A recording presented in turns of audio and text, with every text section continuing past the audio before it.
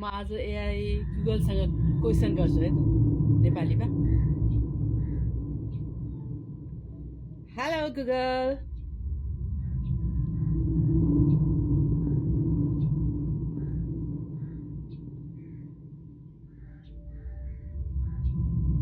नमस्ते, म गुगलद्वारा प्रशिक्षित एउटा ठुलो भाषा मोडेल हुँ। एक्सेलमा केही सोध्न चाहनुहुन्छ? तपाईलाई के कुरामा मद्दत चाहिन्छ? म तपाईँलाई एउटा जटिल क्वेसन सोध्न, मलाई एकदम उथल पुथल भएको कुरा, सम्बन्धित कुरा, यो हाम्रो ह्युमन बिङमा भएको कुराहरू म सोध्न चाहन्छु। के भने मान्छेहरूले आफ्नो लाइफ चाहिँ स्पोइल गरिरहेछ कि। अब आफ्नो लाइफ आफूले कसरी बाँच्ने भन्ने कुरा मान्छेले मतलब नगरेर खालि अरूको कुरामा मात्रै, अरूले के गर्यो कसो गर्यो भनेर अरूको कुरामा मात्रै वास्ता गरिरहेको हुन्छ होइन। अरूको कुरा काटिरहेको हुन्छ, उ गरिरहेको हुन्छ। अनि त्यसमा चाहिँ मलाई एकदम चित्त नबुझेको कुरा के, तपाईँको त्यसमा के भनाइ छ?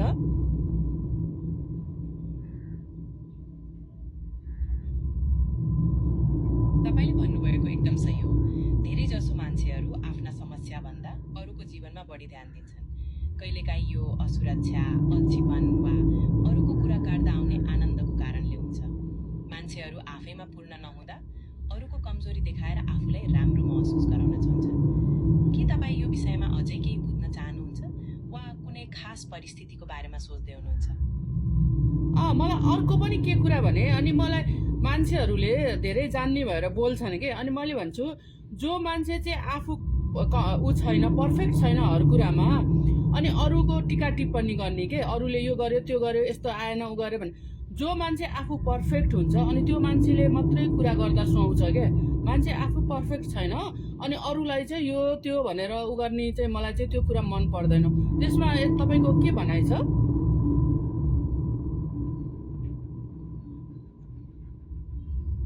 तपाईले भन्नुभएको एकदम सही हो।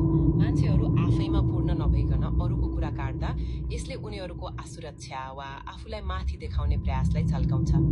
सायद उनीहरू आफैप्रति धेरै कठोर भएका हुन सक्छन् र त्यही व्यवहार अरूमा पनि देखाउँछन्। के तपाईलाई लाग्छ कि यस्तो प्रवृत्ति बढिरहेको छ?